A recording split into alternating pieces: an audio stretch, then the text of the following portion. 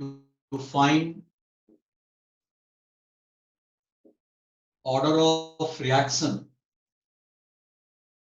I said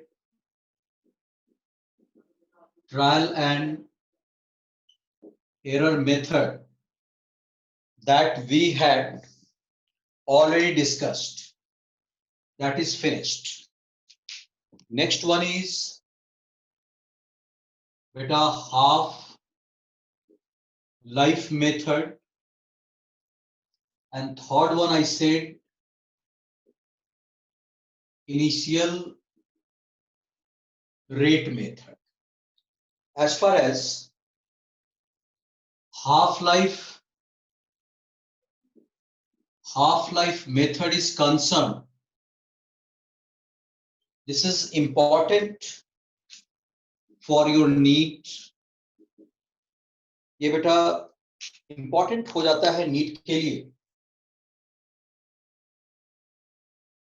और आपको इसमें पता है इसमें हमारा T half is basically R naught का पावर हम लोग ले लेते हैं, R naught का power T half is basically R naught का पावर n-1. तो ये रिलेशन आपको बहुत काम आएगा बेटा, ये रिलेशन आपको बहुत काम आएगा। मतलब अगर हम इसके ऊपर ऐसा कहें, कि half life period of a substances, कि हाफ लाइफ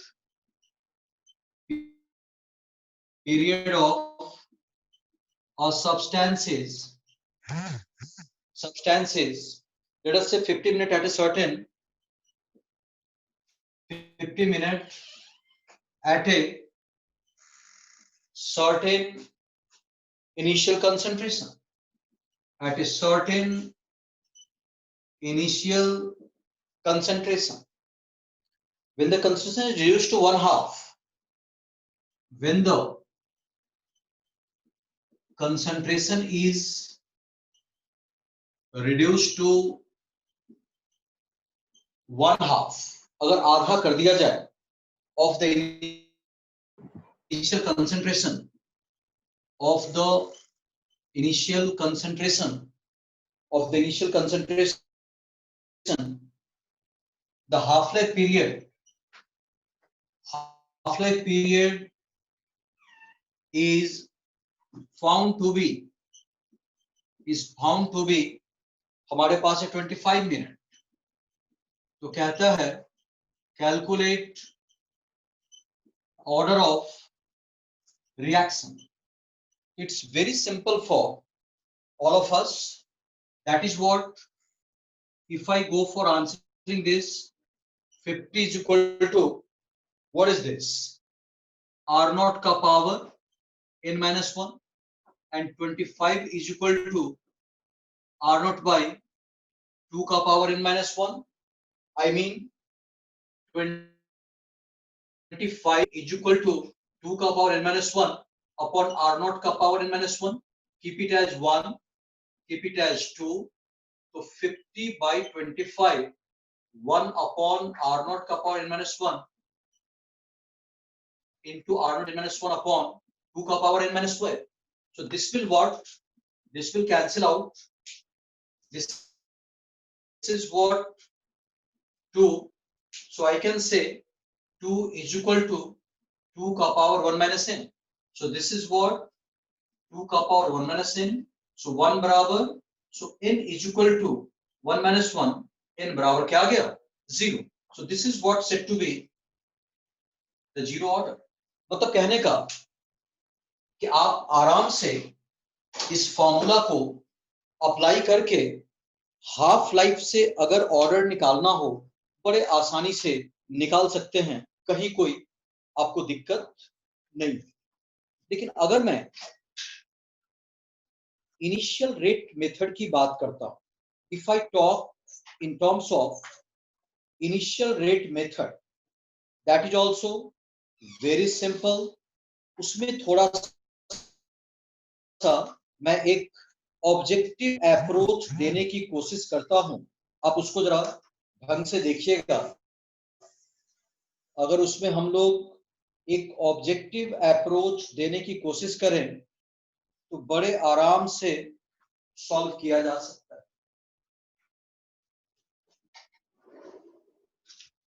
इसका बेटा जरा स्क्रीनशॉट ले लीजिए। ओके, इसका बेटा स्क्रीनशॉट ले लिया जाए।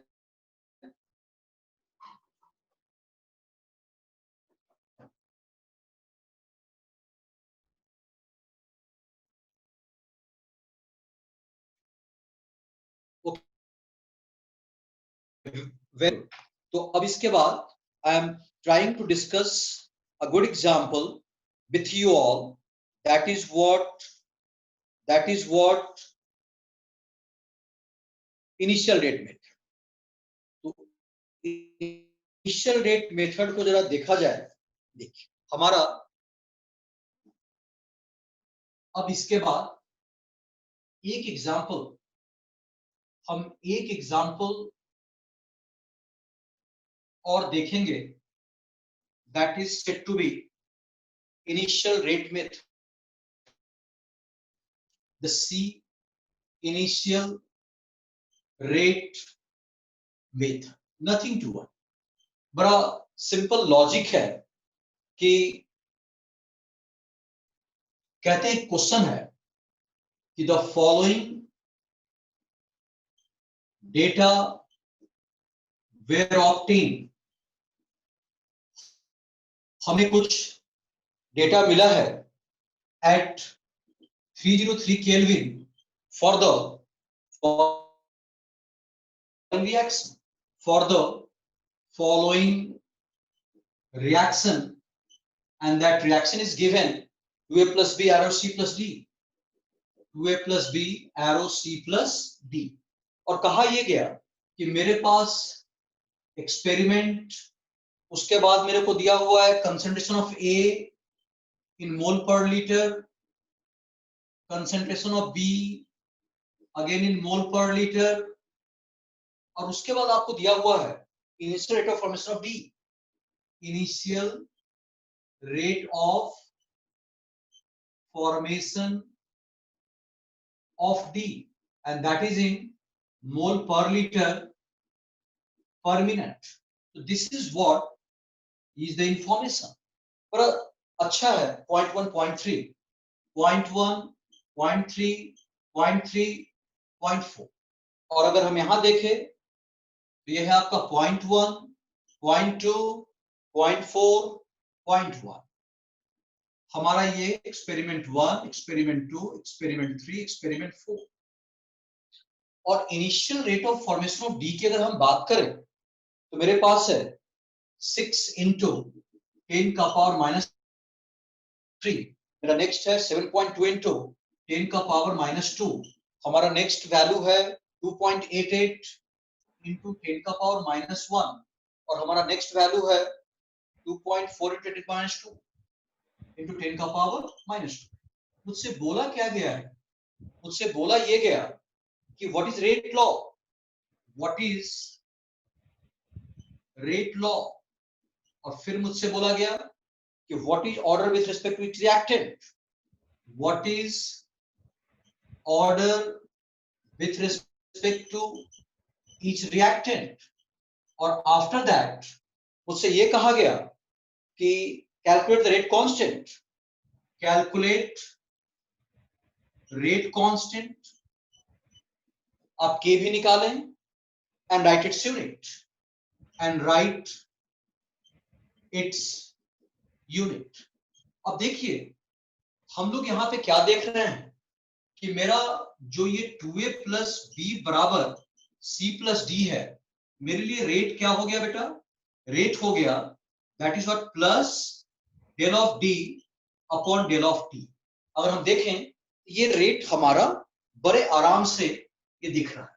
मतलब जितना जितना इसका फॉर्मेशन होगा, जितना इसका फॉर्मेशन होगा वही हमारा रेट है। तो हम लोग रेट को एज्यूम कर लेते हैं। लेट रेट बराबर हम लोग लिख देते हैं के, रिएक्टेंट क्या क्या है, ए एंड बी, ए का पावर एक्स इंटू बी का पावर वाई। हमें एक्स एंड वाई निकालना है। अगर मैं experiment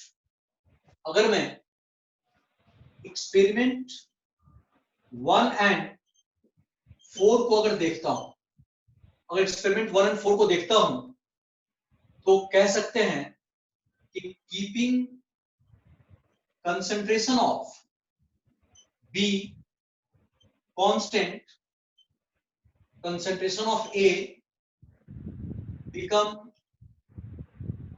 4 times, rate also becomes 4 times. Possible only when order with respect to A बराबर कितना, 1।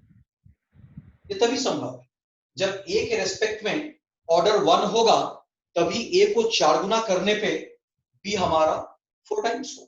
और अगर हम देखें कि एक्सपेरिमेंट 2 एंड 3 हमारा क्या कह रहा है, ये कह रहा है कि हमारा इसमें ये कांस्टेंट है, इसमें ये कांस्टेंट था और यहाँ पे ये कांस्टेंट। तो अगर हम यहां देखें तो दिस इज व्हाट कि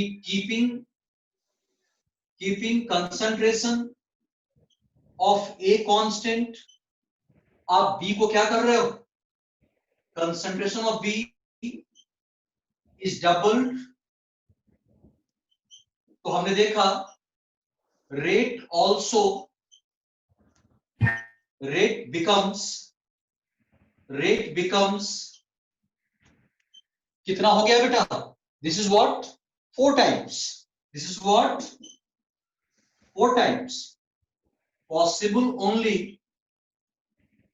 when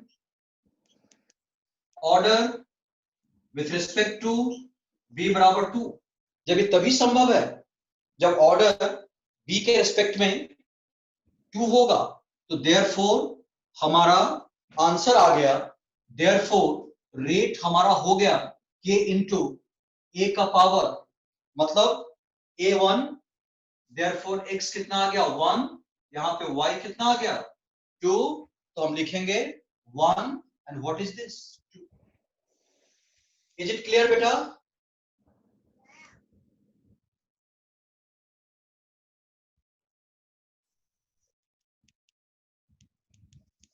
is it okay? Okay, तो अब देखिए, फाइन, वेरी गुड। अब देखिए, therefore now order with respect to A बराबर 1, order with respect to B बराबर 2, ओवरऑल ऑर्डर इज 1 प्लस 2 बराबर 3, और k का वैल्यू हो जाएगा, कहीं से भी ले लेते हैं, अगर हम ले लें फ्रॉम 1 तो हमारा हो गया कितना 6 इंटू 10 का पावर -3 बराबर k इंटू 0.1 इंटू 0.1 का पावर 2, k आ गया 6 इंटू 10 का -3 upon 0.1 into 0.1 into 0.1, so this will all cancel out, k बराबर 6.0, और ये आ जाएगा अपना ऑर्डर क्या है 3, तो दिस विल बी मोल पे -2, लीटर पे +2, मिनट पे इनवर्स, बिकॉज इफ n बराबर 3, देयरफॉर यूनिट ऑफ k हो जाएगा हमारा मोल पर लीटर का पावर 1 - 2, और what is this minute inverse, time पे इनवर्स, तो दिस इज मोल पे -2, लीटर पे +2 और मिनट पे इनवर्स। तो this is how we can proceed. तो ये हमारा इनिशियल रेट मेथड आ गया। लेकिन बेटा ध्यान रखना, सब्जेक्टिव टेस्ट में कोई जरूरी नहीं है कि हमेशा बेस और कोफिशिएंट सेम आ जाए, ऐसा कोई जरूरी नहीं। तो उस केस में तुमको लॉग लेना होगा, और लॉग टेबल की मदद से, आप लॉग टेबल की मदद से बड़े आराम से निकाल दीजिएगा। तो दिस इज व्हाट अबाउट आपका इनिशियल रेट मेथड। एक बार बेटा इसका जरा स्क्रीनशॉट ले लिया जाए।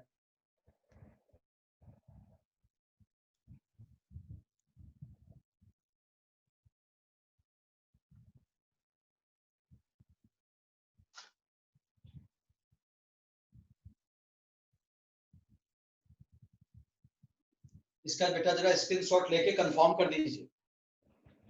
वेरी गुड, ठीक। अब देखिए आगे है जिसमें हम कहते हैं कि हम लोग अब दूसरे इफेक्ट की ओर प्रोसीड करेंगे, and that is what effect of catalyst. Catalyst हमें क्या बताता है? कैटलिस्ट के बारे में इक्विलिब्रियम से भी आप पढ़ते आ रहे हैं। नेक्स्ट इफेक्ट है जिसको हम कहते हैं इफेक्ट ऑफ कैटलिस्ट। कहा जाता है कि a catalyst is a substance which alters the rate of reaction without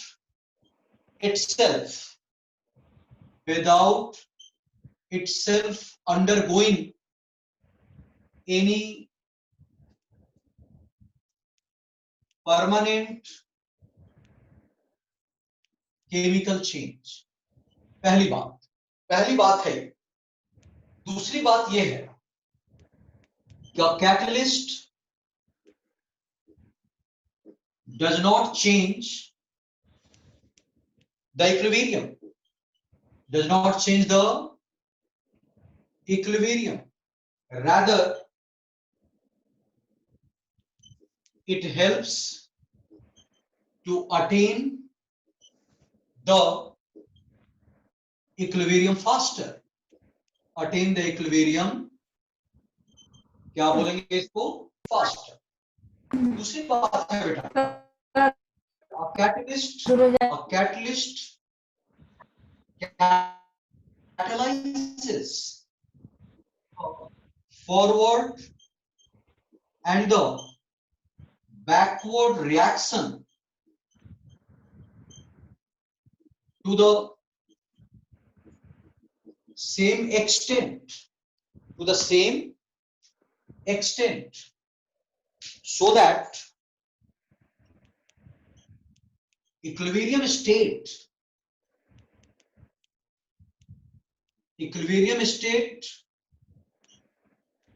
remains the same but is reached earlier। अगली बात है कि catalyst catalyzes a spontaneous reaction, मतलब जिसका आपका del G less than 0। A catalyst does not catalyze a non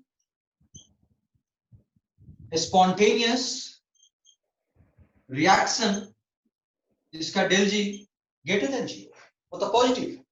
और अगली बात का catalyst, this is very important कि catalyst changes the path। Catalyst changes the path of reaction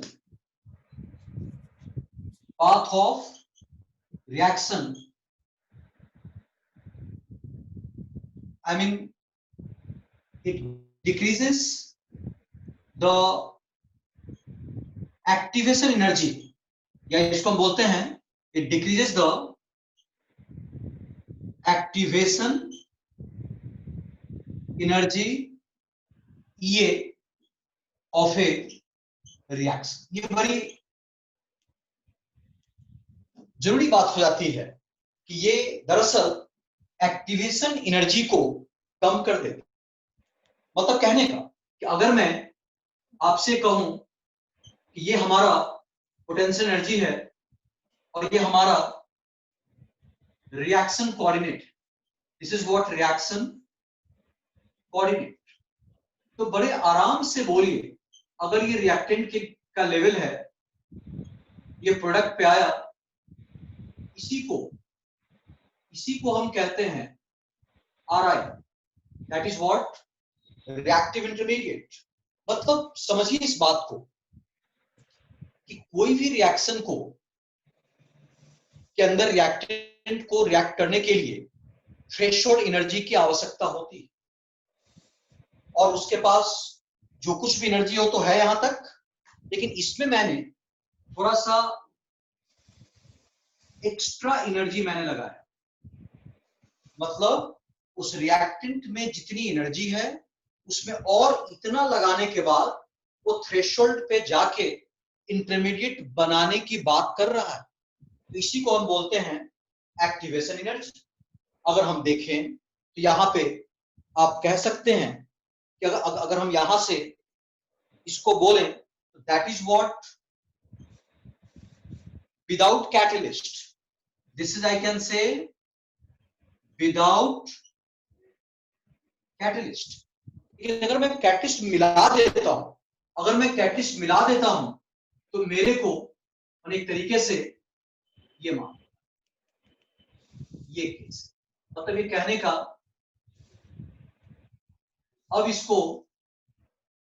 इसको ये बनाने में मतलब कि कम एनर्जी लग रहा है, अब इसको एक तरीके से बस इतना एनर्जी लगा। तो कहने का मतलब था ये कि ये हमारा हो गया विथ कैटलिस्ट।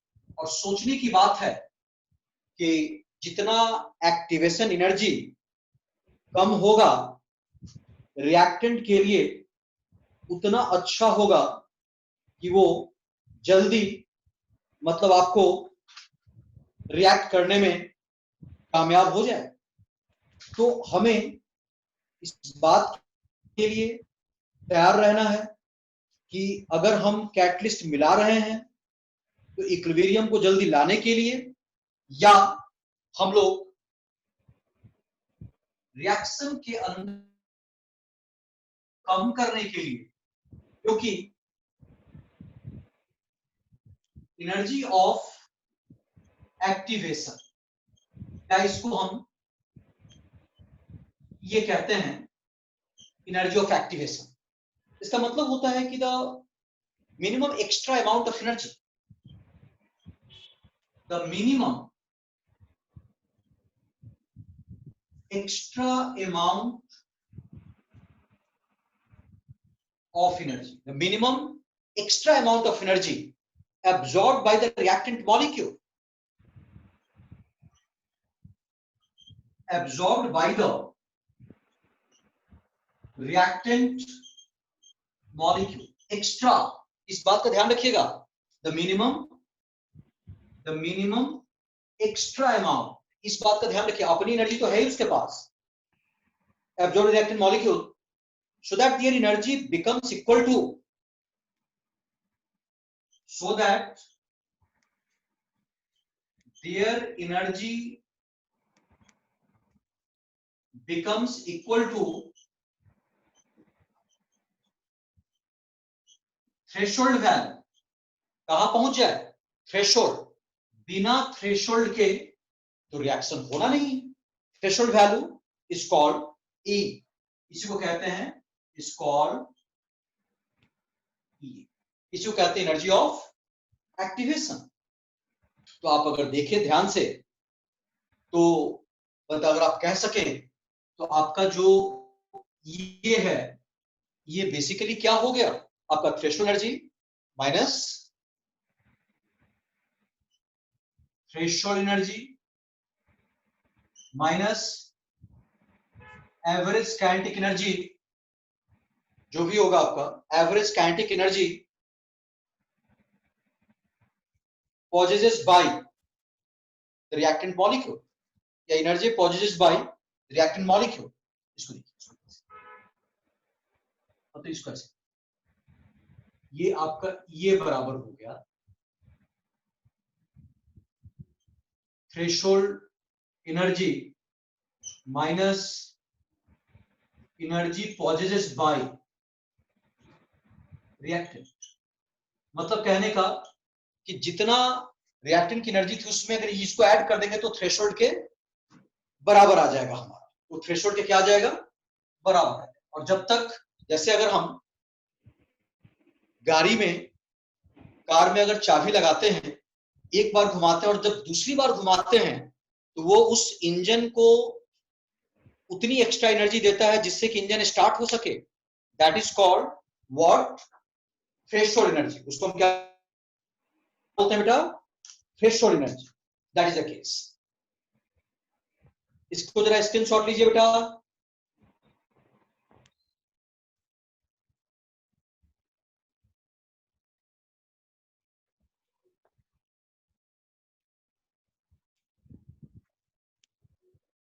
ओके बेटा, देखिए अब हमारा, is it clear to everyone?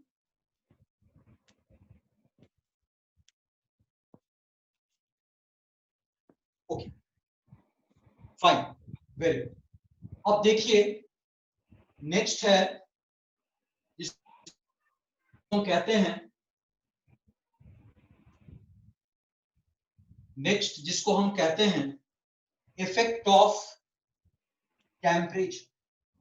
मतलब अब हमें जानना है कि टेम्परेचर का क्या इफेक्ट होगा। तो कहते हैं नेक्स्ट वन इज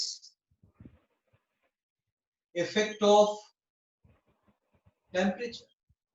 कहते हैं हम लोग कि most of the chemical reaction, most of the chemical reaction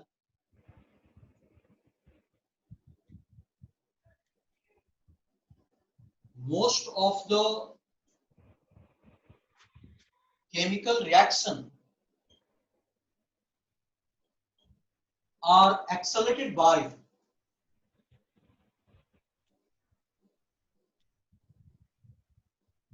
increase in temperature। तो पहला बात तो बड़ा क्लियर है कि टेम्परेचर के बढ़ाने से हमारा बढ़ जाता है, टेम्परेचर के बढ़ाने से हमारा रेट बढ़ जाता है। एक बात हम जान गए, बट एक बड़ी इंपॉर्टेंट बात है, it has been found that, it has been found that, ऐसा पाया गया है experimentally, it has been found that, ऐसा पाया गया है, फाउंड दैट कि for a rise in temperature by 10 degree, rate constant is nearly double। ऐसा हम एक्सपेरिमेंट से जानते हैं कि प्रत्येक for a rising temperature by 10 degree the rate is nearly what, double. मतलब मान लीजिए कि अगर हमारा T1 कुछ 298 केल्विन है और K1 को मैंने 1 ले लिया, अगर इसको T2 बना दिया 298 प्लस 10 दैट इज 308 केल्विन, तो K2 आराम से आप लिख सकते हैं क्या, 2। इसमें कहीं आपको कोई दिक्कत नहीं हो, प्रत्येक 10 डिग्री राइज पे आप यहाँ पे ये काम कर सकते हैं। और यहीं पे एक बात बताया गया जिसको हम कहते हैं टेम्परेचर कोएफिशिएंट। हम क्या उसको, temperature coefficient, that is what, जो हमारा टेम्परेचर कोएफिशिएंट होता है, it's basically the ratio of, it's basically the ratio of KT plus 10 upon, क्या बोलेंगे इसको, KT।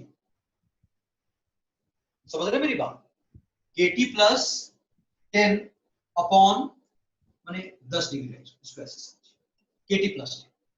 मतलब ये 10 डिग्री के डिफरेंस पे जो अपना ये K का रेशियो है, that is what temperature coefficient. और यहां पे टेम्परेचर कोफिशिएंट या तो 2 लिया गया है या तो 3 पे आया है। मतलब या तो टेम्परेचर कोफिशिएंट 2 की चर्चा होगी या तो उसमें 3 की चर्चा होगी। बड़ा सिंपल सा मैं एक इस पे सवाल देता हूं कि temperature coefficient of A reaction is 2। मान लीजिए एक सवाल है कि temperature coefficient of A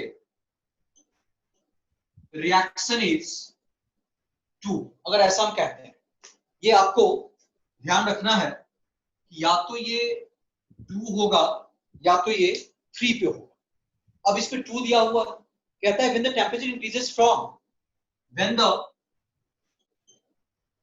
temperature is increases from कह रहा है 30 to 100 degree Celsius, 30 to 100 degree Celsius, the rate of reaction increases by, the rate of reaction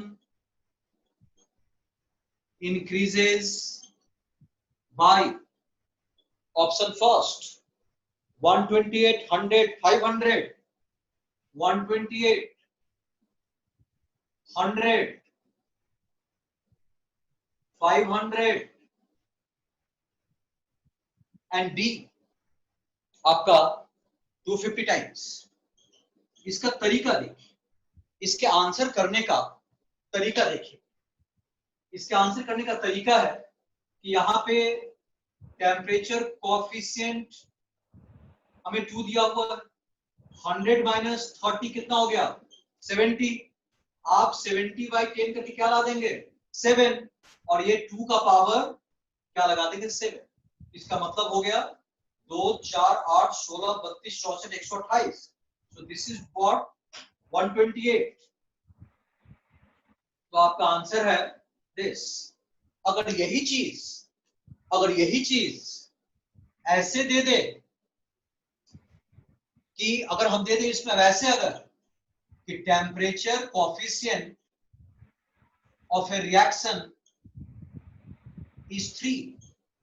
अब मैंने क्या दे दिया आपको 3, इसको काटिए। अब हम कहते हो कि टेम्परेचर चेंजेस फ्रॉम 25 से 55।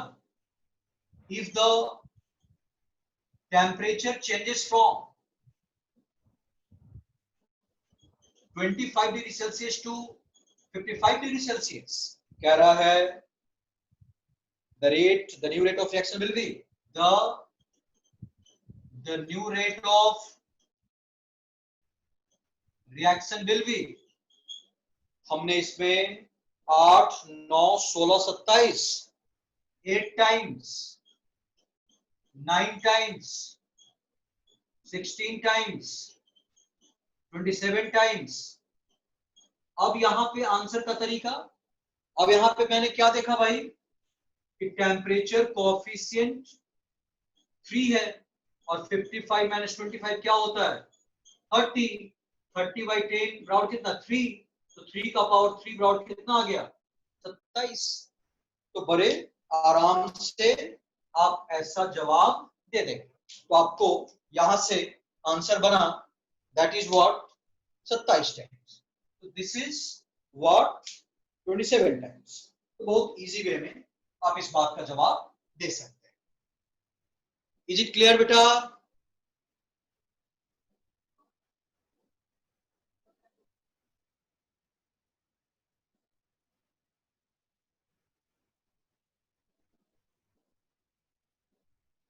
स्क्रीनशॉट ले लीजिए। It is clear? Okay, very good, very good. अब जरा इसका बेटा स्क्रीनशॉट ले लीजिए। बहुत बढ़िया, बहुत बढ़िया, फाइन, ओके, फाइन बेटा। अब देखिए, वेरी, अब देखिए नेक्स्ट है कि हम लोग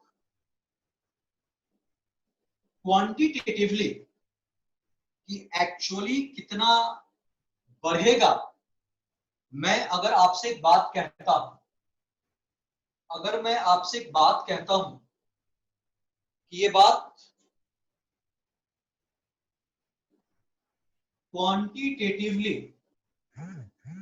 टेम्परेचर के इफेक्ट को हम लोग आर्हेनियस इक्वेशंस के थ्रू हम लोग देखते हैं। क्या देखते हैं भाई? K बराबर A इंटू ई का power minus C upon R T. Where I can say, हम कहते हैं कि where I can say A is the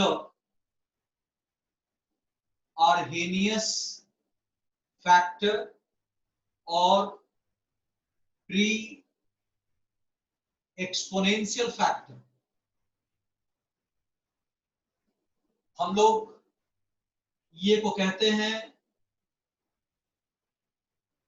activation energy, T is what? Temperature, और this should be taken joule पर kelvin पर mole, because ये joule में क्यों लिया गया? ये जूल में इसलिए लिया गया क्योंकि हम लोग बात किस लिए कर रहे हैं? एनर्जी के लिए कर रहे हैं। लेकिन इसी को मतलब एक फॉर्मेट तो आपको ये मिला, एक फॉर्मेट तो ये आपको मिला, लेकिन इसी को अगर मैं दूसरे फॉर्मेट में ले जाता हूं, अगर मैं लिखता हूं K बराबर A इंटू ई का power minus E upon R T, तो I can write ln K ln A minus E upon R T, because आपको मालूम है कि ln E का वैल्यू क्या होता है? 1। इसका मतलब क्योंकि आपको पता है ln, अगर हम बोलें तो ln E का वैल्यू क्या होता है बेटा? 1। अच्छा, अगर मैं इसी को ln K बराबर ln A minus E upon R T को अगर 10 बेस पे लाता हूं, तो आपको पता है कि ln x को हम क्या लिखते हैं? This much log x। ये आपको पता होना चाहिए। तो हम लोग इसको लिखेंगे, इसको हम लिखेंगे log, इसको हम लिखेंगे 2.303 log k 303 log a minus ये अपॉन आर टी। अब इसको इधर लाइए, ये कॉमन होगा, वो नीचे आ जाएगा, फिर इसको ट्रांसफर कर दीजिए, तो log के बराबर log a माइनस ये अपॉन दिस इंटू क्या बोलेंगे आप? R T. बड़े आराम से अब आप इसको लेके आ सकते हैं। और फिर है कि अगर हम मान लें कि लेट T1 टेम्परेचर पे रेट कांस्टेंट K1 है, कर दें तो इस पे हमारा क्या आ गया? K2। आई कैन से ln K1 बराबर ln A RT1 1 ले लीजिए, ln K2 बराबर ln A माइनस ये अपॉन RT2। अगर आप 2 में से 1 को माइनस करेंगे, ln K2 ln K1 this minus this minus this minus this, ये हो जाएगा आपका ये upon R 1 by T1 minus 1 by क्या हो जाएगा? T2। तो this is what? ln K2 by K1 ये upon R 1 by T1 1 by T2। तो यहां से हम लोग बड़े आराम से लिख देंगे अब कि ln K2 by K1 ये upon R 1 by T1 minus 1 by T2। So this will be log K2 by K1 बराबर ये upon this much into R 1 by T1 1 by T2। तो अगेन हमारा ये फॉर्मूला बहुत ही ज्यादा इंपॉर्टेंट होगा अपने न्यूमेरिकल पे सॉल्विंग के लिए। This is what 1, this is what 2, this is what 3 and this is what 4। ये 4 फॉर्मूला आपके सामने है, चारों पे बातें बताई जा सकती। अब आइए मैं अगर कहता हूं कि log के बराबर log a माइनस, अगर मेरे पास ये आता है तो हम यहां से क्या लिख सकते हैं? कि log के बराबर माइनस ये upon this much into R into 1/t plus log a। आप इजिली कह सकते हो, आप इजिली कह सकते हो कि sir this is y, this is m, this is what x। अगर मैं इसको ऐसे ले लेता हूं, दिस इज व्हाट x, और यहां पे हमारा क्या हो जाएगा c। तो मेरा कहना होगा यहां पे कि लाइक स्लोप, मतलब अगर हम इसको बोले कि हमारा जो स्लोप है वो कितना आ गया, minus E upon this into R. बड़े आराम से आप इसको क्या नाम दे देंगे, स्लोप। और यहां से अगर आप इसका ग्राफ प्लॉट करेंगे तो you will get your x axis is 1/t, your y axis is log k, negative slope like this, and this is what intercept log a. So these are the formulations. अब आप देखिए इसके बाद मैं इसको एक थर्मोडायनेमिक्स के relation से भी आपको रिलेट कर, अब मैं बताऊंगा कि एक्टिवेशन एनर्जी फॉरवर्ड और बैकवर्ड में कैसे रिलेट होता है उस रिएक्शन की इंथैल्पी के साथ। How the activation energy of forward and the backward are related to the enthalpy change of the reaction. अब इस पे बात करें, इसका जरा बेटा स्क्रीनशॉट लीजिए।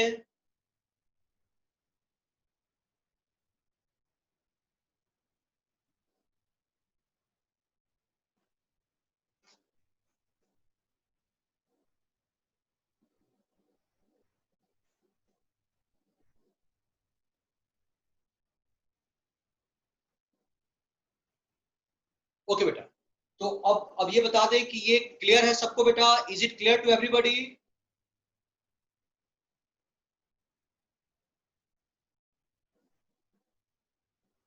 फाइन, सब ठीक है यहां तक? Okay great. अब देखिए हम लोग इसमें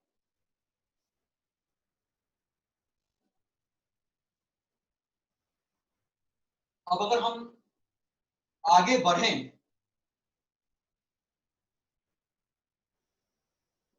तो हमें एक चीज का जरा ध्यान रखना होगा। मैं अगर कहता हूं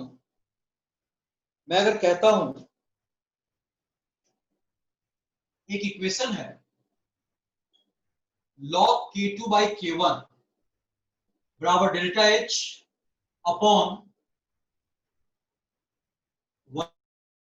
1/t1 माइनस 1/t1। ये हमारा here del H is enthalpy change of reaction. हमारा इस केस में K1 एंड K2 कहलाएगा दे आर इक्विलिब्रियम कांस्टेंट। ये हम लोग थर्मोडायनेमिक्स में क्लॉसियस क्लैपेरॉन ऐसे करके ना एक इक्वेशन को रेट करते हैं इक्विलिब्रियम कांस्टेंट में। पर आज हम लोगों ने क्या सीखा, log k2 बाई k1 हमने आज सीखा ये अपॉन दिस इंटू आर अगर हो 1/t1 माइनस 1/t2। देखिए अगर यहाँ पे डेल एच है, अगर ये डेल एच है तो k1 k2 को इक्विलिब्रियम कांस्टेंट बोलेंगे, और अगर यहाँ पे ये है एक्टिवेशन एनर्जी तो अब यहाँ पे k1 एंड k2 को हम लोग क्या बोलेंगे बेटा, रेट कांस्टेंट। क्या बोलेंगे हम लोग इसको, रेट कांस्टेंट। और यहीं पे हमें पता है, यहीं पे हमें जानना है कि डेल एच नॉट आर जो होता है हमारा ये ऑफ फॉरवर्ड माइनस ये ऑफ backward, where ये forward activation energy of, I can say, forward reaction, ये backward activation energy of, क्या बोलते हैं इसको, backward reaction. तो अगर आप इस फॉर्मूला को ध्यान रखिएगा, this is what a very good system. आपको ऑलरेडी पता है कि एक्सोथर्मिक रिएक्शन मतलब होता है A plus B arrow C plus D plus heat, और I can say A plus B C plus D delta H minus Q. This is what the presentation of exothermic reaction. और अगर मैं कहूं endothermic reaction,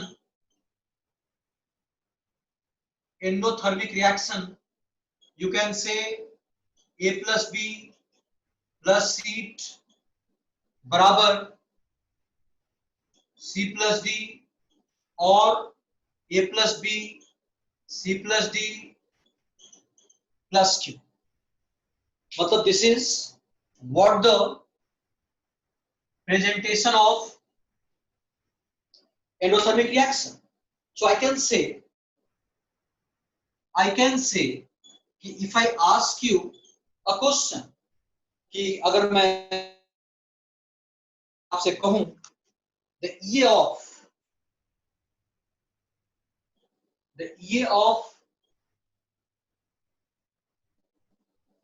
exothermic reaction A plus B is equal to product is A plus, या इसको ऐसे लिख लीजिए, या इसको ऐसे.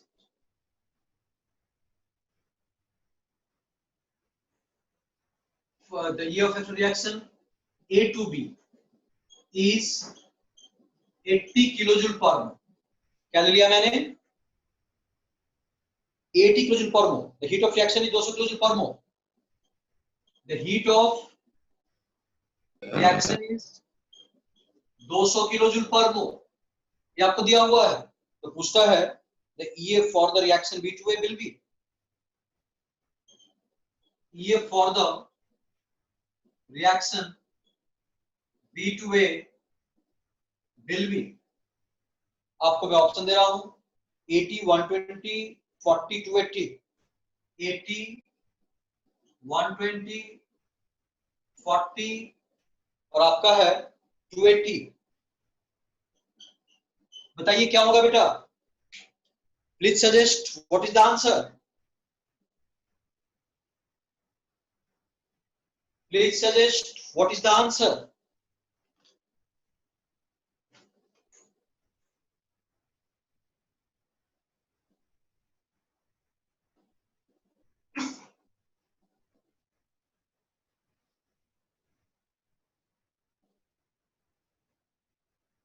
What is the answer, beta?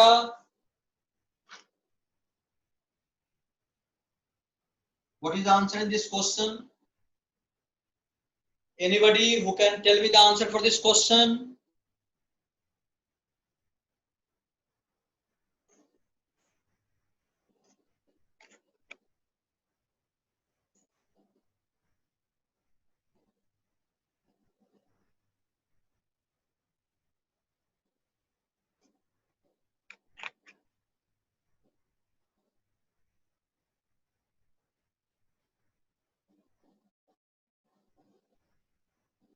One 120.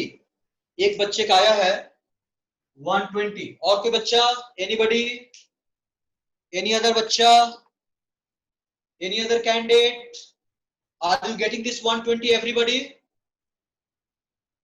getting 120? Everyone getting 120?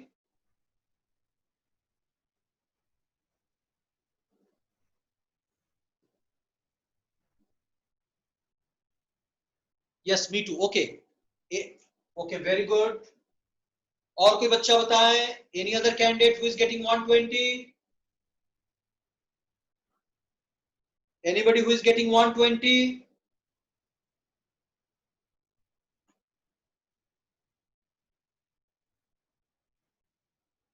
okay, so many of you are getting 120, many of you are getting 120. so now I am going to solve, now I will solve, और मैं बताऊंगा कि अगर if I get 120 you all are correct। देखिए चलिए answer है ये for आपको हेयर, ये फॉरवर्ड कितना दिया हुआ है 80 किलो जूल पर मोल। और देखिए मैंने this is for A to B, this is for A to B, हमें ये ऑफ बैकवर्ड निकालना है, that is for B to A. Now the big question, now the big question is this is what exothermic, इसका मतलब है कि यहां पे डेल एच जो होगा that is minus 200 kilo joule. Be careful, del H क्या होगा माइनस। तो यहां से आपका जवाब क्या आ जाएगा, आपका जवाब आएगा डेल एच बराबर ये ऑफ फॉरवर्ड ये ऑफ बैकवर्ड माइनस 280 माइनस ये बैकवर्ड, तो ये बैकवर्ड बराबर 200 प्लस 80 280, क्या आ गया 280 किलो जूल। तो आपका ये जो आंसर था ये क्या है बेटा रॉन्ग। सो आपने गलत आंसर दिया था, आंसर इज 280। आ गया समझ में बेटा जिसने 120 आंसर दिया था? ओके ओके कोई बात नहीं, चलिए। So in such cases these are very important issues, मतलब हमें we should be alert because एक छोटा सा गलती माइनस नहीं लगना हमारे आंसर को बदल दिया। हम 4 नंबर ना लाके -1 लेके बैठे होंगे। तो चलिए आगे आपको समझ में बेटा, यहाँ पे ये आंसर आपके गलत थे, अब आपको हटा दिया मैंने। अब चलिए, तो these were the aspects associated with the temperature. Next segment is collagen theory, इसका जरा स्क्रीनशॉट ले लीजिए।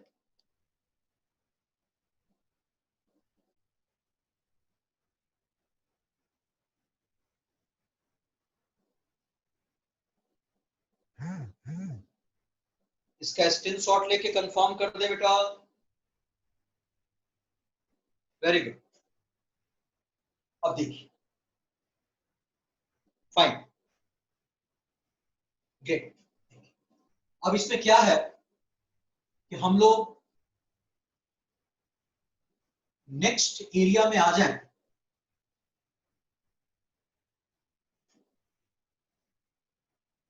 और हम लोग अगर बात करें जिसको हम कहते हैं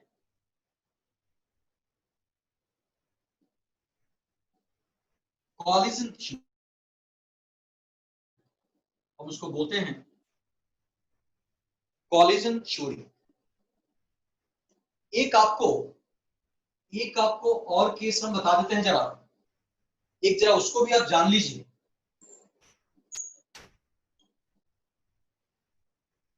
सूडो फर्स्ट ऑर्डर, अगर मैं रिएक्शन ये भी थोड़ा सा एक बार आपको मतलब बता देते हैं कि सूडो का मतलब होता है सूडो मतलब क्या होता है बेटा फॉल्स, मतलब गलत अपने आप को, मतलब कि वो जैसा कहता है अपने बारे में वैसा होता नहीं है। तो हम लोग अगर इसको देखें कि ईस्टर को पानी में डाल दें एसिडिक मीडियम में, तो हमें मिलता है एसिड प्लस अल्कोहल। मान लीजिए इनिशियली मैंने इसका 1 मोलर लिया, ये 10 मोलर था, उस वक्त ये 0 आफ्टर टाइम टी ये 1 से आ गया 0 पे, ये आ गया 9 पॉइंट कुछ 98 मोलर। तो ये तो बहुत ही नेग्लिजिबल चेंज है, और ये 1 मोलर, ये 1 मोलर। और हमें इस इक्वेशन के लिए रेट दिया हुआ है के डैश ईस्टर वाटर, दिया हुआ ईस्टर इनटू क्या बोलिए वाटर। हम क्या देख पा रहे हैं कि हेयर कंसंट्रेशन ऑफ वाटर, ये अगर हम देखें, इसको देखें, does not gate Altered much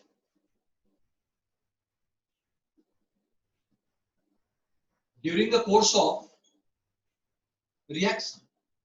इसमें कोई ज्यादा चेंज आया ही नहीं, मतलब ये हमारा कांस्टेंट है, ये पानी का चेंज हुआ ही नहीं है। आप देख सकते हैं, ये 10 है, ये इतना। फिर ये कहता है हम फर्स्ट ऑर्डर है। कैसे भाई? अगर फर्स्ट ऑर्डर है तो उसके कंसंट्रेशन में चेंज आने चाहिए, तो उसके कंसंट्रेशन चेंज आने से रेट हमारा बदलता है। तो हम लोग देयरफॉर नाउ हम के डैश इनटू पानी को एक नया कांस्टेंट के मान लेते हैं। क्या मान लेते हैं? एक नया कांस्टेंट के। तो देयरफॉर नाउ जो रेट हमारा होगा इस पूरे के बदले हमारा हो जाएगा के, और इनटू साथ में क्या हो जाएगा ईस्टर। अब आपका क्या मामला बना? अब आपका मामला ये बन गया कि ओरिजिनली आपके पास ये था कि 3 बात का केयर करिएगा। जब दोनों है तो के डैश है, और के डैश इंटू पानी के है, वो के आपके सामने। अब टाइम टू टाइम, अब आपका टाइम टू टाइम, जैसे मान लीजिए मैंने मिनट में ले लिया कुछ ऐसे ईस्टर का कंसंट्रेशन, कुछ जैसे मोल पर लीटर में, जैसे 0 है, मान लीजिए कि हमारा 0 है, 30 है, 60 है, 90 है, सब मिनट में है। कुछ ऐसा ए बी सी डी ऐसा मान लिया मैं इजम्पशन कि 0 पे ईस्टर ए था। अब भाई स्वाभाविक है कि जब बदल ईस्टर का ही रहा है कंसंट्रेशन, तो उसी का हम नोट करेंगे।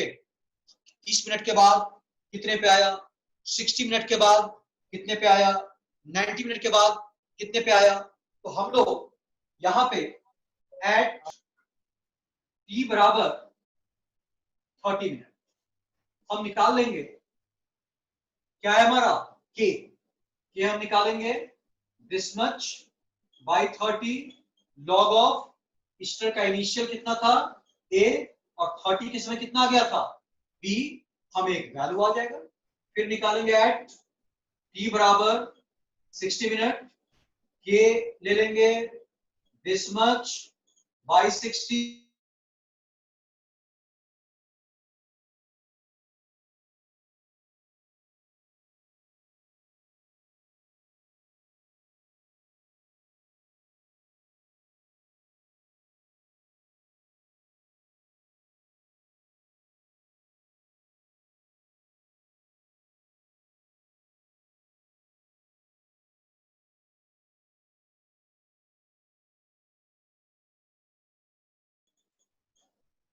The same.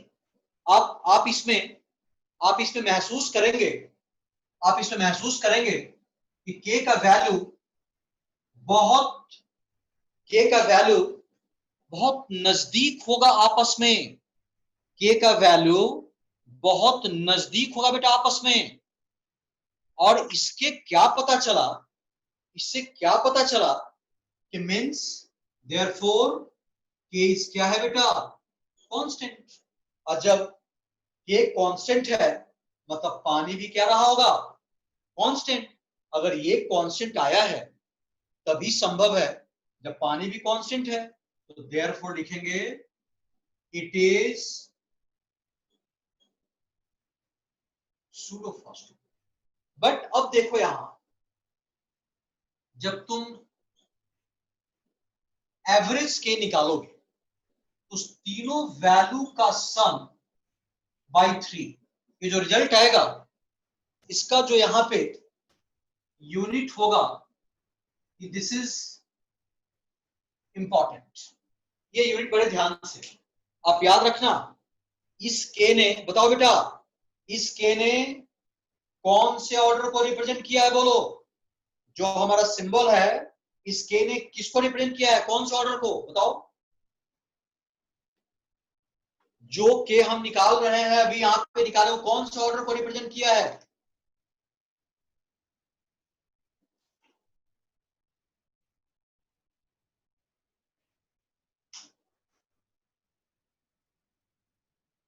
Yes, please respond.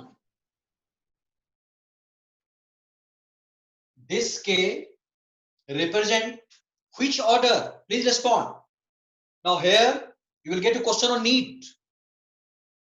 आप यहां पे नीट पेपर में इस जगह पे क्वेश्चन आ जाएगा, न्यूमेरिकल देख करके, वैल्यू देख के पूछेगा कौन सा होगा आंसर।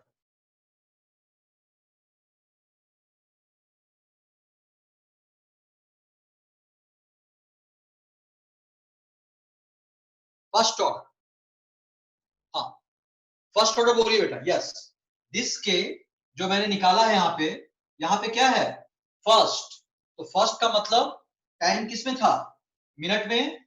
यहाँ पे आंसर लिखेंगे मिनट इनवर्स। क्या आंसर आएगा, मिनट इनवर्स। अब बताइए, अब मैं अगर के निकालता हूं, अब मैं निकालता हूं क्या, के डैश। तो के डैश बराबर क्या आ गया, के अपॉन वाटर। ये जो आएगा यहां रख दीजिएगा। पानी कितना था, 10।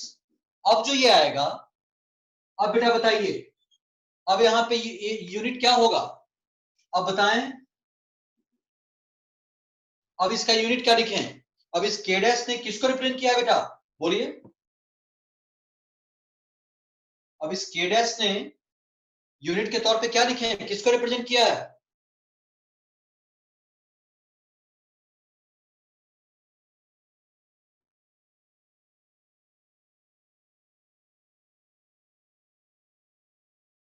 K dash represent which order? Please support. Tell me.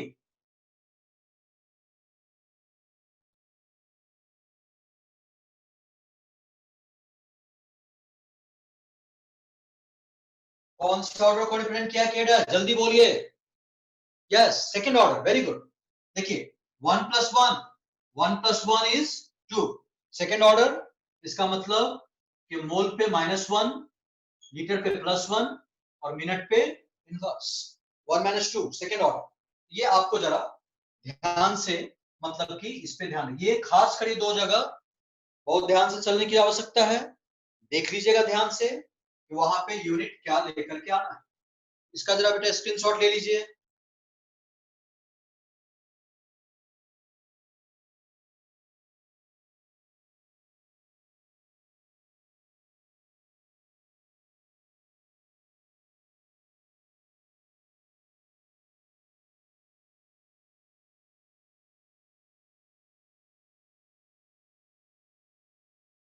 Very good,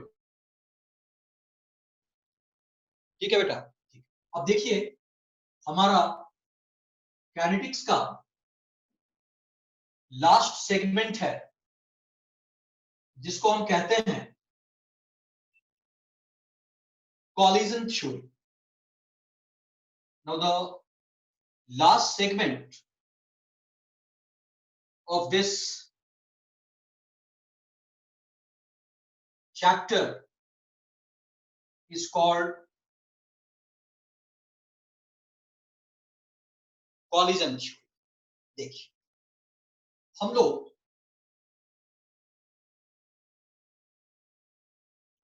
अगर मैं कॉलिजन थ्योरी की बात करता हूं, सबसे पहले यहां पे हम लोग पढ़ेंगे collision frequency. This is what the case. हम बड़ा सिंपल वे में कहते हैं कि नंबर ऑफ कॉलिजन पर second per unit volume of the reaction mixture. मतलब रिएक्टेंट कह सकते हैं आप ऑफ द रिएक्टेंट। मतलब हम लोग अगर A प्लस बी बराबर हम एक प्रोडक्ट बना लें तो हमारा ये रेट दो बात पे डिपेंड करेगा यार। पहला कहता है कि Z AB इंटू E का power minus C upon R, where ZAB is collision frequency of reactant A and B। और याद रहे इस पे आपको न्यूमेरिकल भी आ जाता है। इसके बारे में कहा गया, this is very important, this is very important. इसको कहते हैं, it represent fraction of molecule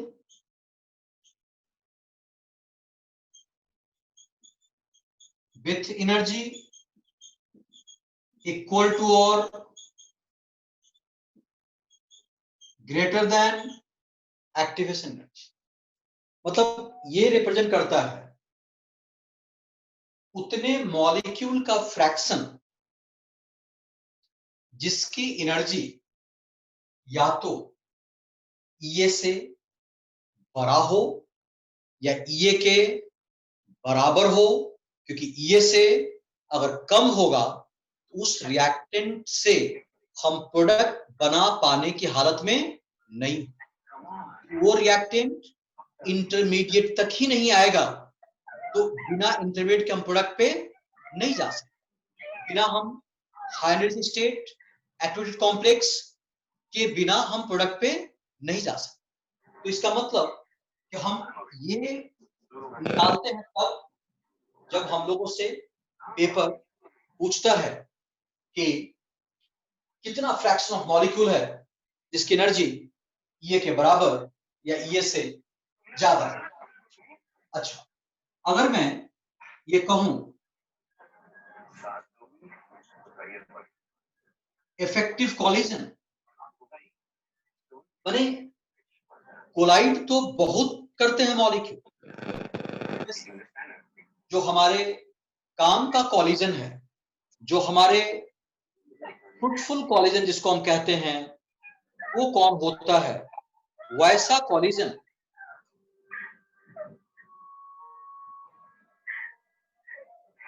बेटा, किसी का माइक ऑन है, प्लीज ऑफ कर लीजिए।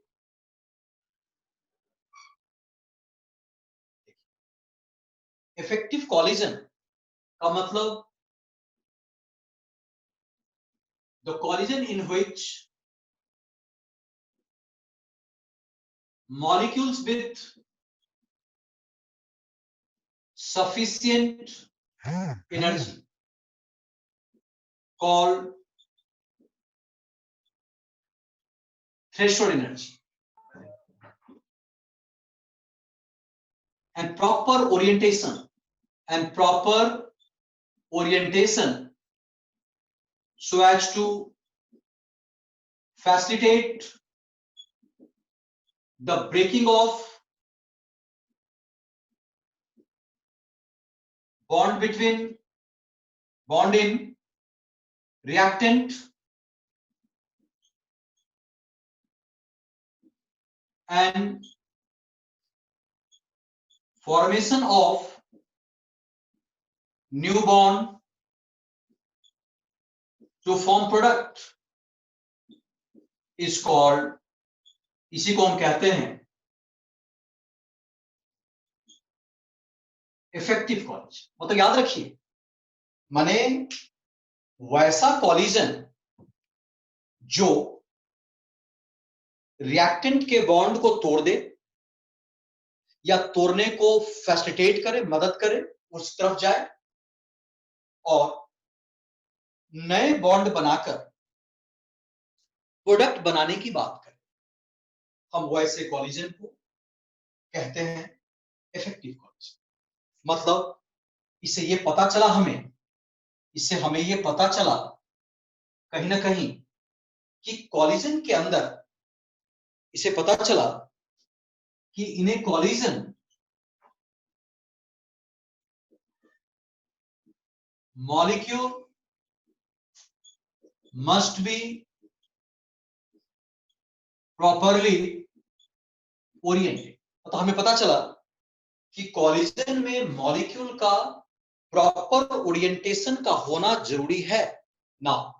अब कहते हैं कि क्या फायदा होता है, तो प्रॉपर ओरिएंटेशन के बारे में कहते हैं लीड्स टू बॉन्ड फॉर्मेशन। ये हमारा बॉन्ड फॉर्मेशन की बात करता है, जबकि whereas improper orientation then simply bounce back, एक दूसरे से दूर भगा देता है अगर ओरिएंटेशन प्रॉपर ना हो तो, एंड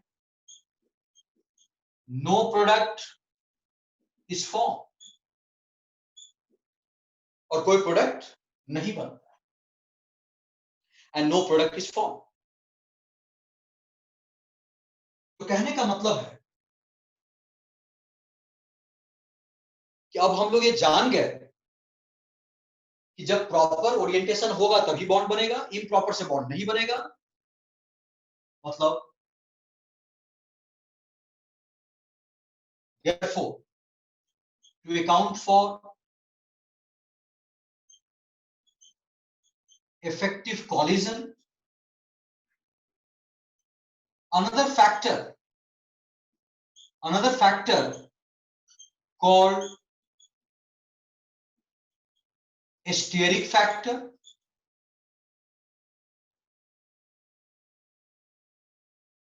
is introduced, उसको बोलते हैं probability factor, steric factor. This is what probability factor, या steric factor is introduced. It takes into account the fact that in a collision molecule must be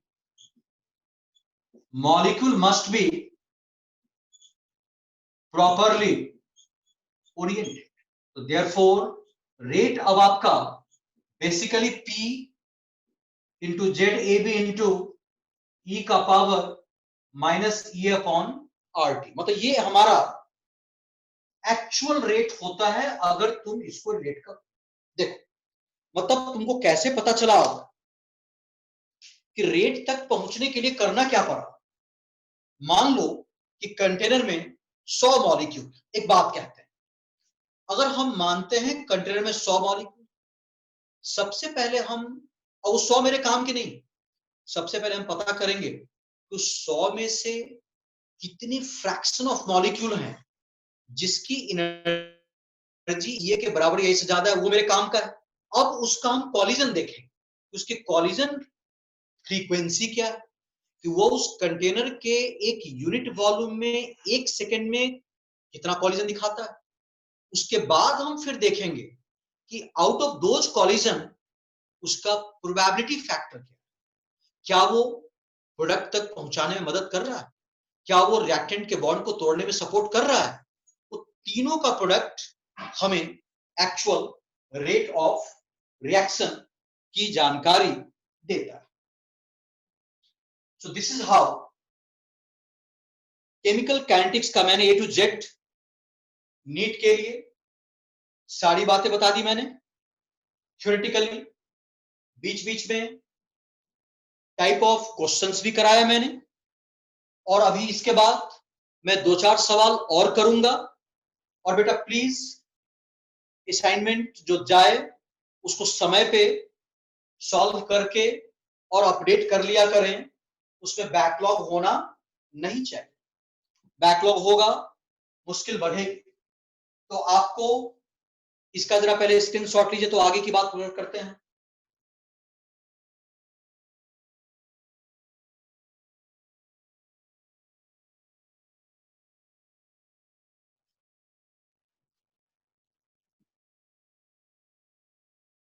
okay बेटा, अब देखिए, सर क्लियरिटी अच्छी नहीं आ रही।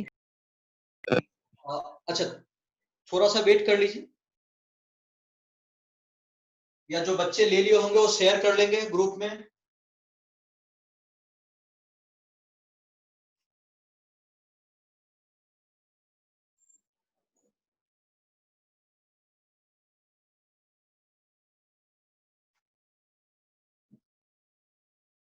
शुड आई प्रोसीड बेटा?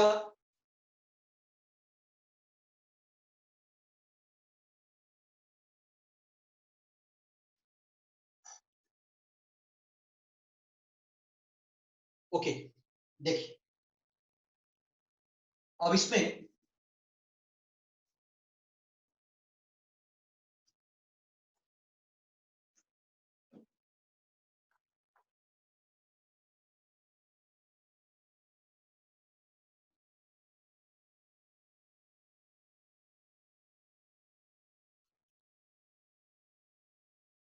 एक बात बताओ, जब तक किसी रिएक्शन का एक्टिवेशन एनर्जी 0 हो सकता है? कैन ये बराबर 0 for a reaction?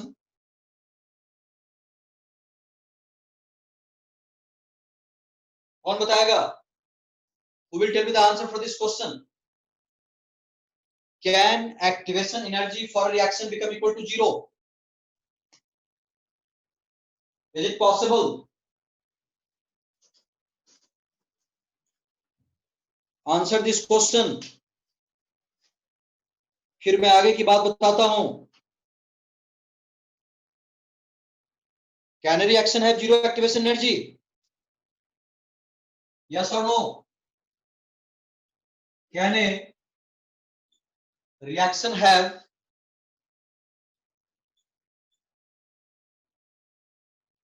0 activation energy? बोलिए yes or no?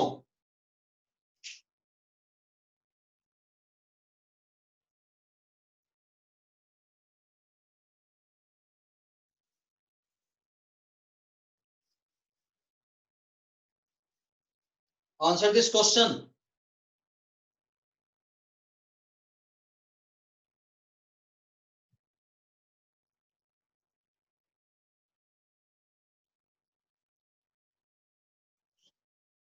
Okay.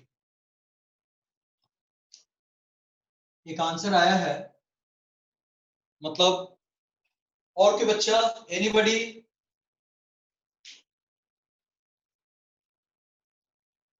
एक बार जिस बच्चे ने कहा है मे बी नो, क्या मुझे वो थोड़ा समझा सकता है कि क्या उसके मन में चल रहा है?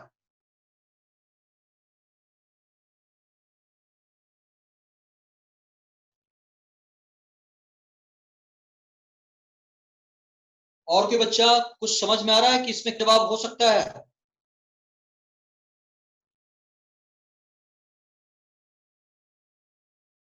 प्रगति?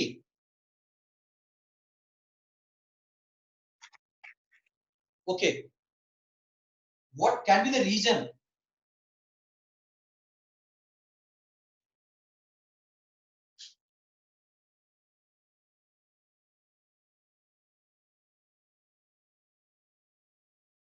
What can be the reason? Any?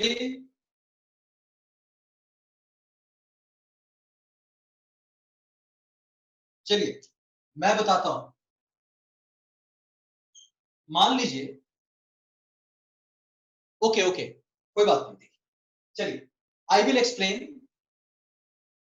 अच्छा, ओके, नो नो, नहीं मतलब आपने आपने पढ़ा है, you have gone through this statement that absolute energy of reaction cannot be equal to zero, that's fine, this is the right answer, but why?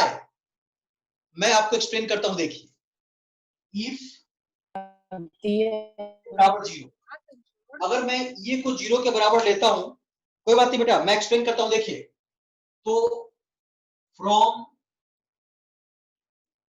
Arrhenius equation के बराबर ए into E का power minus C upon R T, के बराबर ए into E का power क्या हो जाएगा, zero, के बराबर क्या आ गया, ए, के बराबर क्या आ गया, ए, इसका मतलब क्या बन गया, रेट कांस्टेंट आ गया आपका, रेट कांस्टेंट आ गया,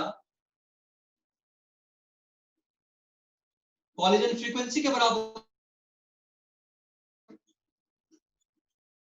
कॉलिजन फ्रीक्वेंसी के बराबर आ गया, this means every collision results into a chemical reaction, results into a chemical reaction which is not true, जो कि संभव नहीं है, सारा कॉलिजन फ्रूटफुल कॉलिजन नहीं हो सकता है, देयरफॉर इसका जो आंसर था, can reaction equal zero express energy, the answer is no, reason आपके सामने, रीजन आपके सामने है, ये चीज और ये वाला चीज, ये जो मैंने बताया है ये चीज, ओके बेटा, चल अब एक सवाल देते हैं, उसका जवाब करने की कोशिश की जाए।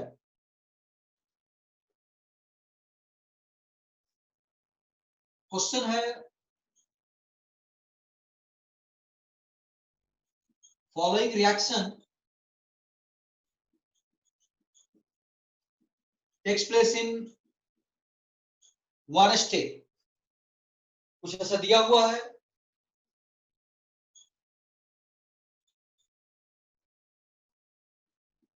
To NO gases plus O2 gases बराबर 2NO2 गैसियस, कहा है आपसे how will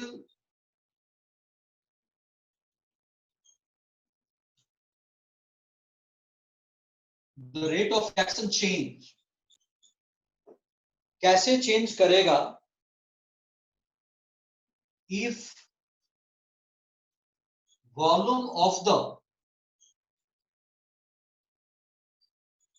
reaction vessel is diminished to 1/3 of its original volume, of its original volume. Please answer this question. Volume of the reaction vessel is diminished to 1/3 of its original.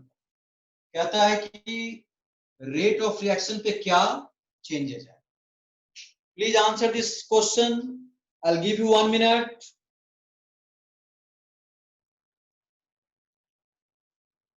इस question का answer करें, 1 minute में आपको दे रहा हूं।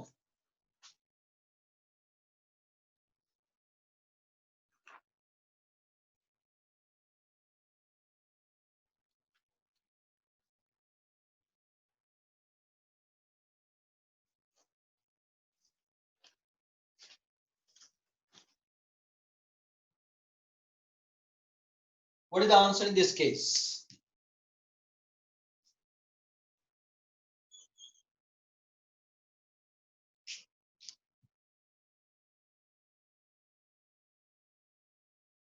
26 times. Okay, answer आ रहा है 26 टाइम्स। और कोई बेटा, any other candidate?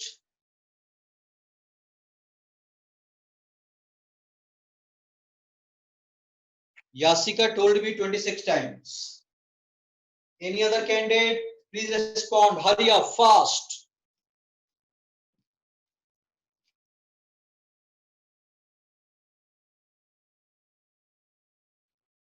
Anyone? Anyone more? 28 times. Okay. 28 times. So, I mean, Kushant 28 times. Okay बेटा, चलिए मैं देखता हूं.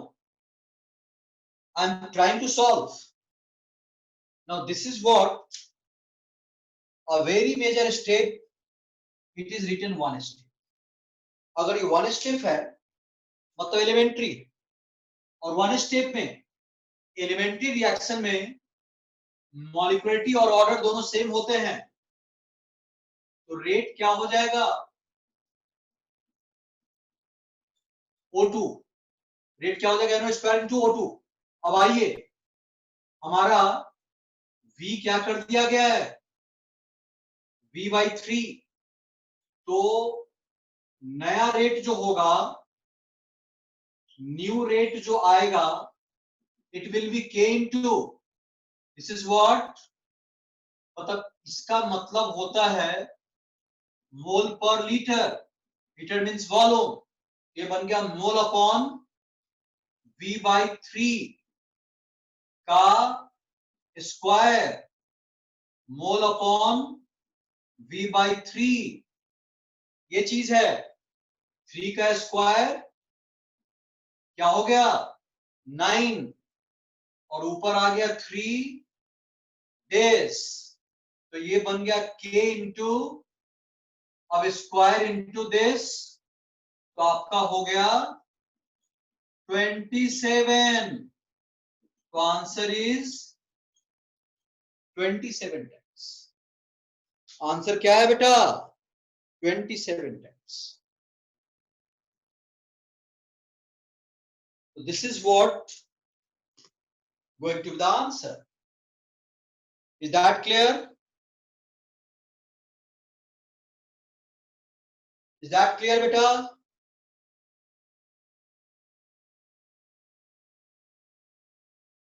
ओके, तो हमारा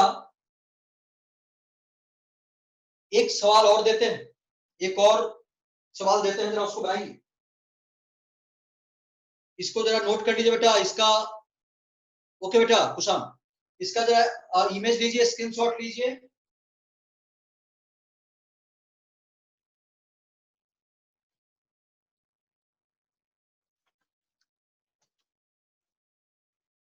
ओके, वेरी गुड।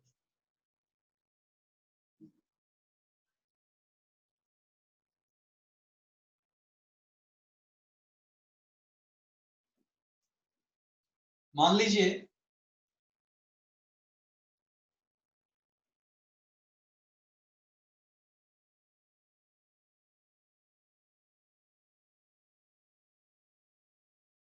अगर मैं एक बहुत बेहतरीन क्वेश्चन दे रहा हूं, जो कि आपके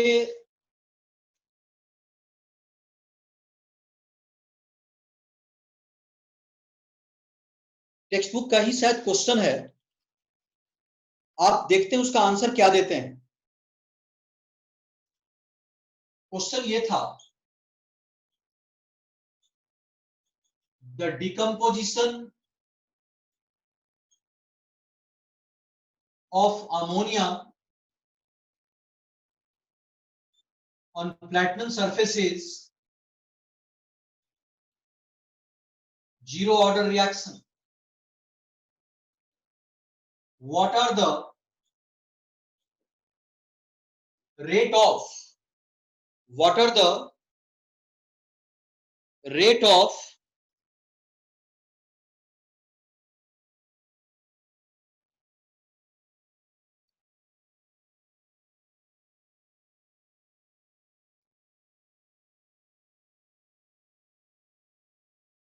आपको जो इसमें आता है उसका जवाब दीजिए। What is the rate of production of if के बराबर, इसको मैं इफ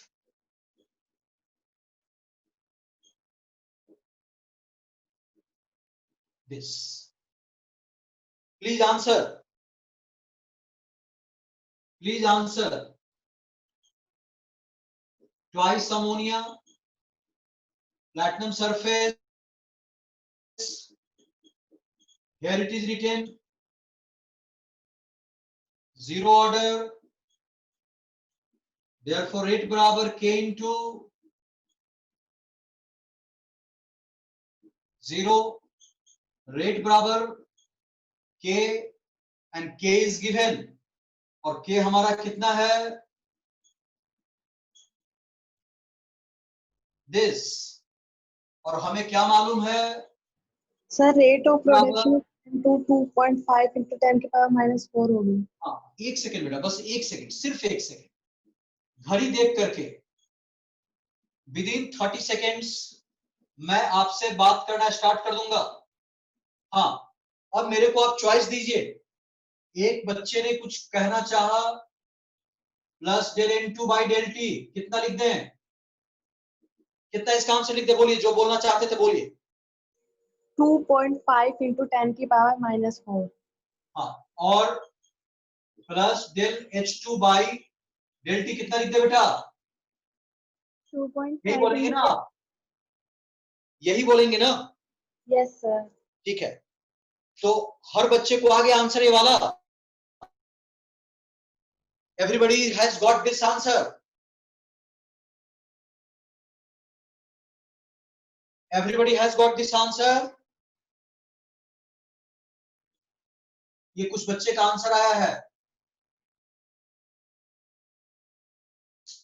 Any other candidate?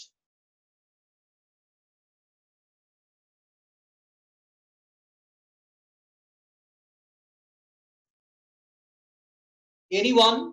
और कोई बता दे प्लीज।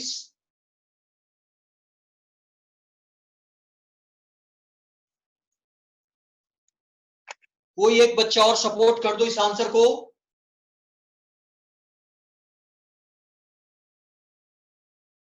ओके, मतलब दिस बराबर रेट, रेट बराबर के बराबर दिस। चलो मैं बता दूं, सुनो, कई किताबों में भी यही आंसर है, बट मेरी तरफ से जो मेरा नॉलेज कहता है,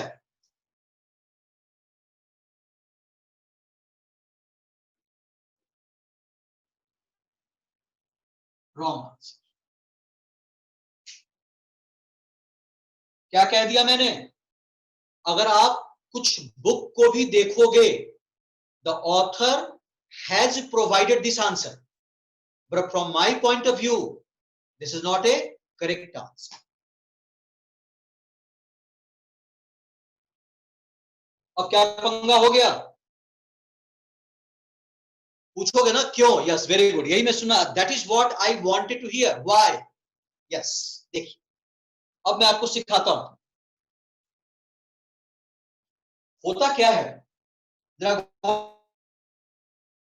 कीजिएगा। मैं आपको इसका 3 तरीके से इस पे बात मैं कर सकता हूं, 3 तरीके से, कि जो मेरा नॉलेज कहता है उस आधार पे। आप ये कहते हो कि ये बराबर रेट है, लेकिन ये बना तो अमोनिया से था ना, इसका प्रोडक्शन अमोनिया के डिकम्पोजिशन का क्या है, आधा है, आधा है बेटा। एग्री करोगे? एग्री करोगे? ओके, मतलब अब मानते हैं, आई एग्री कि ये इसके बराबर है, बट बेटा उसका बनना क्या है, उसके डिकम्पोजिशन का आधा।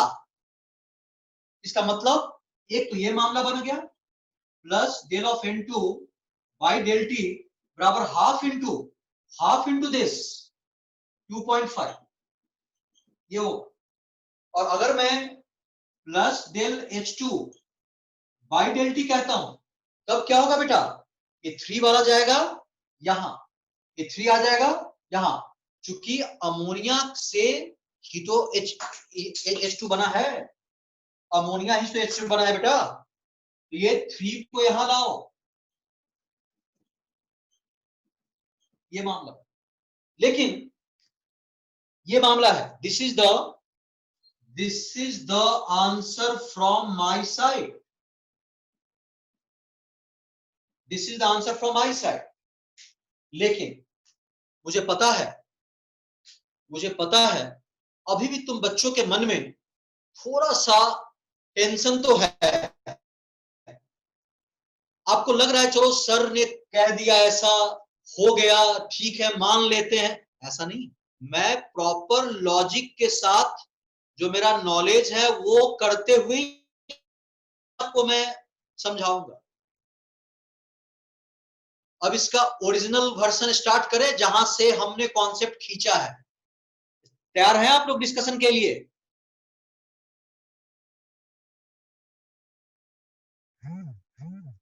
Okay, very good. अगर तैयार हैं तो देखिए, अब मेरा इसका जो कॉन्सेप्ट क्या है। ओके बेटा, very good very good. Mayank, Pragati and everyone, Neha, मैं कुछ नाम अब याद हो गया मुझे, कुछ नाम से मैं जान गया हूं। Shruti, Pragati and all that, Neha, Mayank, Pushpendra, Yasika, everyone. देखिए कॉन्सेप्ट क्या है। वेरी गुड बेटा, वेरी गुड। कुशान, देखिए कॉन्सेप्ट ये है कि twice NH3 N2 plus thrice H2। मैं अगर मान लू बेटा, अगर हम मान लें if minus D NH3 by dt, तो कुछ मान लेते हैं K1 इंटू NH3, ऐसा कुछ मान लेते हैं। हम मान लेते हैं प्लस dt बराबर कुछ K2 इंटू NH3। हम मान लेते हैं अगर plus D H2 by dt बराबर कुछ K3 इंटू NH3। ऐसा हम बेटा एज्यूम कर लेते हैं। अगर हम ऐसा एज्यूम कर लेते हैं तो जरा बोलिएगा,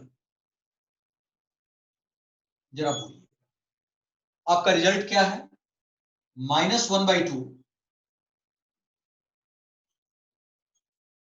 dt बराबर है आपका plus D into by dt बराबर है +1/3 H2। आप सहमत हैं इससे? अब आइए, अब देखिए तो इसके बदले क्या है K1, इसके बदले है K1 बाई क्या हो जाएगा 2, और इसके बदले क्या हो जाएगा K2, क्योंकि अमोनिया तो खत्म ही हो जाएगा वो। और फिर अपना इसके बदले क्या हो जाएगा K3/3। बोलो सहमत हो? ये जो कॉन्सेप्ट पे हम लाए हैं, सहमत हो, एग्री करोगे?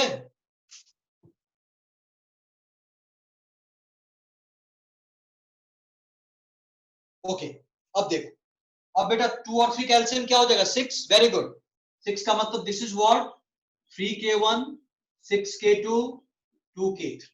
This is what the, very good, this is what the real relation. ये आपका रियल रिलेशन। अब बताइए, अब बताइए, अब बताइए K2 क्या था बेटा? What is K2? 3/6 K1, half K1, therefore half into, और K1 क्या था हमारा अमोनिया वाला, यही था K1 2.5 इंटू 10 का पावर -4। और यहां से बोली K3 क्या था, K3 क्या हो जाएगा K1 के सेंस में 3/2 हो जाएगा ना, 3/2 K1, 3/2 इंटू बोलो, आ गया समझ में? आया समझ में?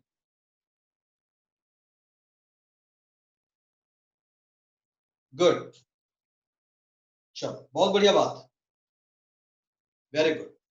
ये तुम्हारा real answer. This is what a big wrong, this is what a big wrong बेटा, ये एकदम याद रखिएगा, ये गलत आंसर है। चलिए बेटा इसका जरा स्क्रीनशॉट ले लीजिए।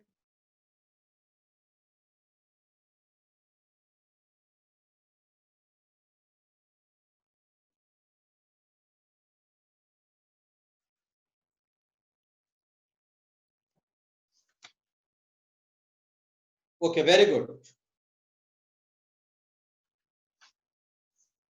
चलिए वन मोर, वेरी गुड बेटा, एक और हम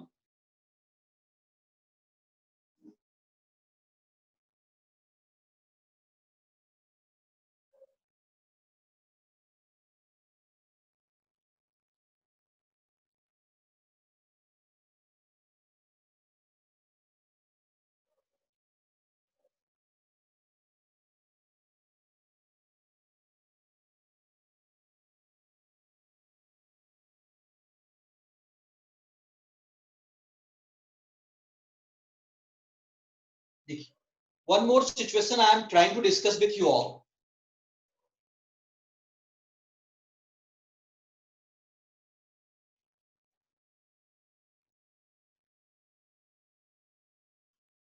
The decomposition of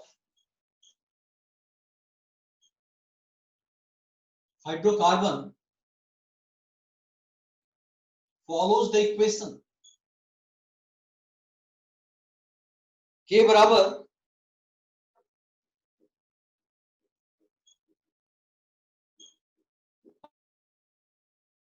second E का पावर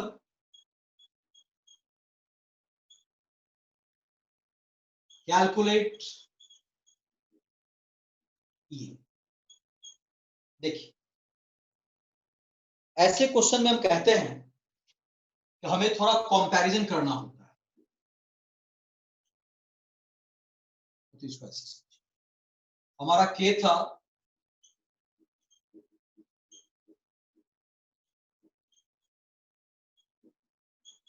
T, और हमारा इक्वेशन क्या होता है RT। तो आपको करना क्या होगा, ये इसके सामने, ये इसके सामने, ये इसके सामने, ये इसके सामने, तो पूरा ये सिस्टम इसके। तो आप यहां से अगर देखेंगे तो आपका रिजल्ट आएगा E बाई आर टी बराबर 28,000 K बाई T। अब यहां से ये T और T कैंसिल, तो बन गया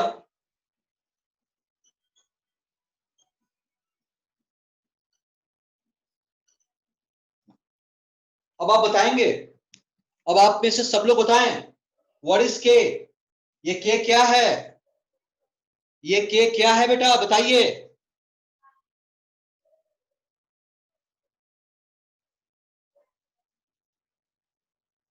अच्छा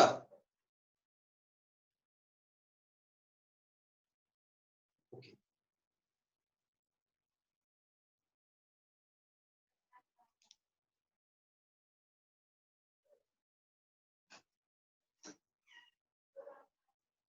अच्छा एक सेकेंड, एक सेकेंड,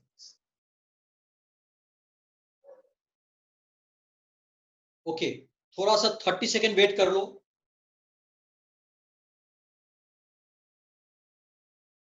क्लियर हो जाए तो बता रहा।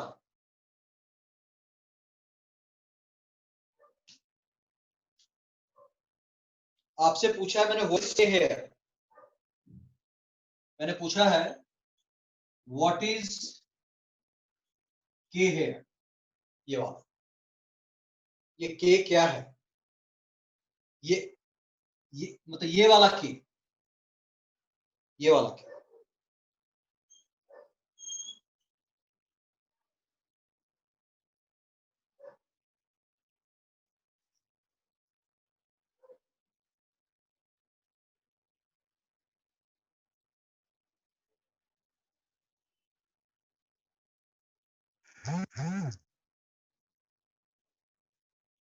कुछ पता चला?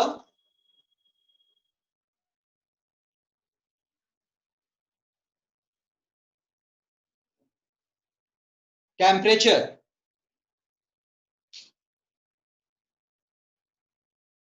ओके, क्या है बेटा के यहां पे, इसको क्या कहेंगे?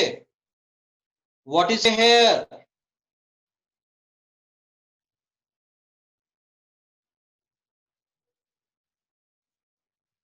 यासिका, हाँ, वेरी गुड.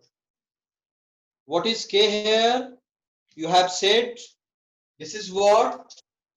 केल्विन. ये क्या है बेटा? ये केल्विन है.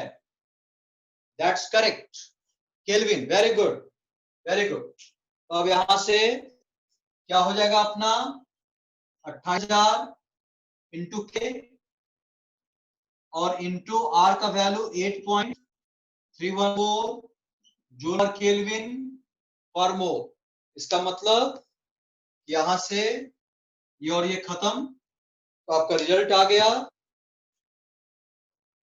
ये बराबर 28,000 into, that is what, joule पर मोल. जितना आ जाएगा उतना जूल पर मोल. ये आपका काम आया समझ में?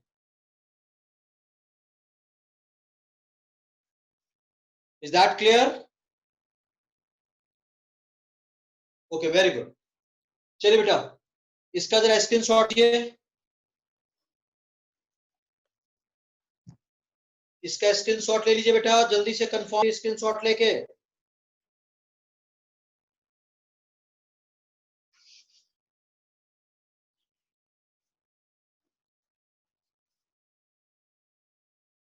Okay,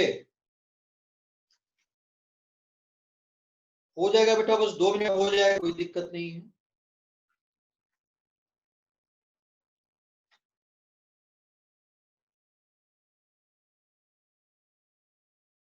very good.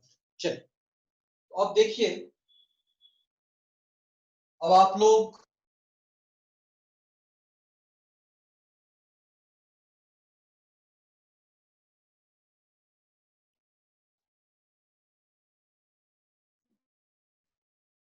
एक बात और याद रखिएगा, एक और बात याद रखेंगे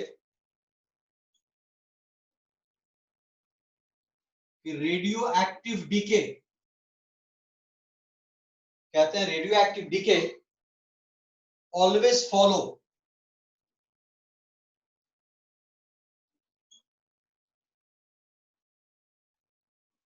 फर्स्ट ऑर्डर. ये एक इंपॉर्टेंट मैटर होगा, इसको आपको याद रखना है. एक इंपॉर्टेंट मैटर है, इसको आपने ध्यान रखना है. तो इसके आधार पे मतलब आपको बड़े आराम से एक सवाल का जवाब देना है. एक क्वेश्चन का जवाब दीजिए. एक क्वेश्चन है कि the half life time of 2 gram sample,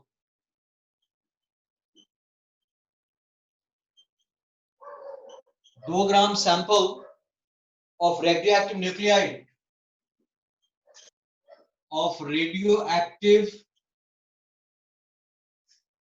nuclide x is 15 minute.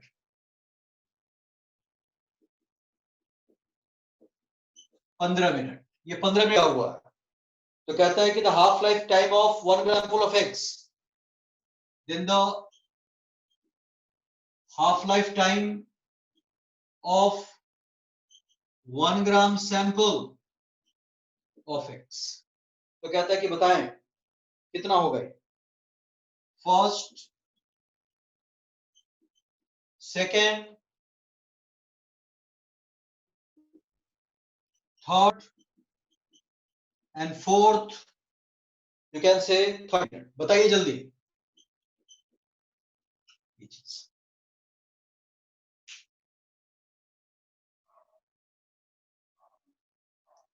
What should be the answer?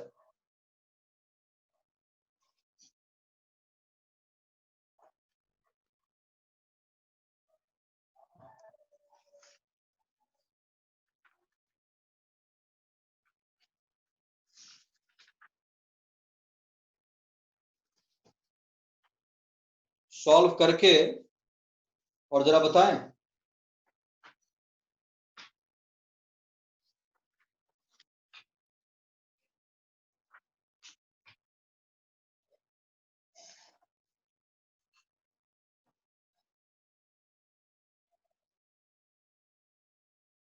D, D आ रहा है, मतलब 30 मिनट आ रहा है ना आपका। डी मतलब आ रहा है एक आंसर डी, डी कह रहा है। और कोई? वन मोर, एक और कोई और निकाल के दिखा जल्दी से। बी।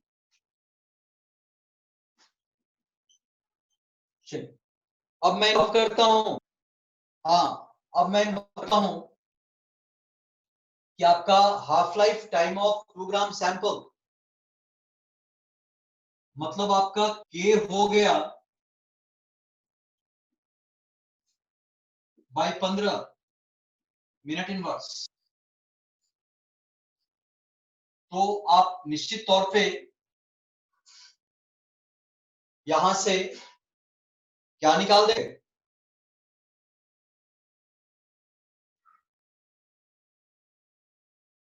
क्या सिखाए थे आपको अभी? आ गया? ये आपका सही होगा, ये गलत हो जाए।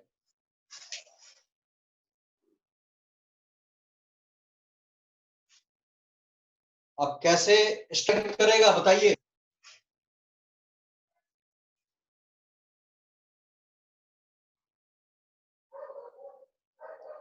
आपको अभी हम सिखाए थे ना, इसका ये भी आंसर हो सकता है। लेंदी मत जाइए। यस, 15 मिनट आ रहा है। अच्छा, एक 15 मिनट, सर हाँ ठीक है बेटा, 15 ही आएगा। 15 पे डिपेंड नहीं करती है ना। 50 नहीं आएगा बेटा। ये आपको अभी अभी जो सिखाए थे ना, उसी पे बनाया ना हाफ लाइफ पे। Sir first order reaction initial concentration पे डिपेंड नहीं करती। यस, तो क्या होगा बेटा बताइए? Very good, perfect answer. मतलब यदि आप कुछ समझना हो तो आपको ये पता है, आपको ये पता है। बहुत बढ़िया, बहुत बढ़िया, आई एम हैप्पी। मतलब आपको ये बात पता है कि हाफ 0.692 क्या होता है। दिस फर्स्ट ऑर्डर का हाफ लाइफ की हाफ पे डिपेंड नहीं का है। ये इनिशियल कंसेप्ट डिपेंड मतलब नहीं करता। आप इसको अगर ऐसे भी देखोगे ना तो वही मिलेगा तुमको। तो यहाँ पे आंसर सीधा आपको क्या बोलना है बेटा? 15 मिनट। दैट्स ग्रेट, बहुत बढ़िया जवाब दिया आपने। आया सबको समझ में? हाँ, बहुत अच्छा है बेटा, ठीक है। और वही अगर लीजिए, ठीक है बेटा, और वही अगर मैंने अगर इसको कोई इलैबोरेट भी करने को कहता है तो आर नॉट का पावर आप लेते कितना? फर्स्ट ऑर्डर 1 - 1, तो फिर फायदा ही नहीं था फिर। तो कोई इसमें जरूरत ही नहीं पड़ेगा। डिटेल्स में भी जाइएगा तो आपको यहाँ पता है के निकल जाएगा। अगले केस में जब आप के पुट करें तो टाइम निकालेंगे तो टी हाफ है को निकालने को, तो के निकालेंगे आपका आ जाएगा फिर। तो रेडियो डीके में इस बात का ध्यान रखना है, ठीक है। दिस इज व्हाट, इसको हटाइए। और हमने ये करा दिया है बेटा, दिस इज द एंड। तो आपका केमिकल एनालिटिक्स खत्म करा दिया है मैंने। असाइनमेंट को मैं निशिका मैम भेजेंगी, निशिका, और उसको बनाएंगे बेटा। और एकदम अपडेट करिए अपने आप को। अगला चैप्टर में स्टार्ट लेंगे फिर आपका electrochemistry. Is that clear to everybody? So मन से पढ़िए, खूब तरक्की करें जीवन में, खूब तरक्की कीजिए जीवन में। मन से पढ़िए, और असाइनमेंट डिले उसको बेटा जरूर से जरूर बनाइएगा, है ना, और उसको बना करके प्रिंट करें, और जिससे कि हम लोग आगे बेटा फिर करेंगे, है ना। तो चलिए नेक्स्ट टाइम बेटा फिर अगली क्लास में आई विल मीट यू, और हम लोग फिर ओके बेटा, fine, thank you, thanks everyone.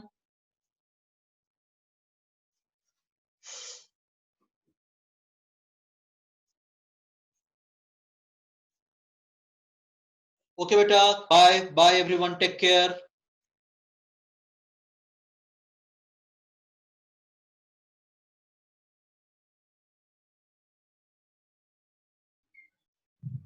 Students, could you hear me? Yes, ma'am. How was the class? Good, ma'am. Any doubts anyone has? Ma'am हमें ना असाइनमेंट नहीं मिले, अभी सर कह रहे थे ना कि असाइनमेंट ग्रुप पे देते हैं, वो हमें मिलते नहीं है। क्यों नहीं मिलते हैं? ग्रुप में नहीं आता आपके पास? मैम है मैम, नोट्स तो मिल जाते हैं लेकिन असाइनमेंट आते ही नहीं, ना फिजिक्स के मिले ना केमिस्ट्री के। सर ग्रुप में सब कुछ शेयर हुआ, मैं दोबारा से शेयर कर दूंगी आप लोग के साथ। Okay ma'am. और कोई डाउट किसी और को? Any doubts? No ma'am. चलो ठीक है, फिर we will meet on Tuesday for the classes.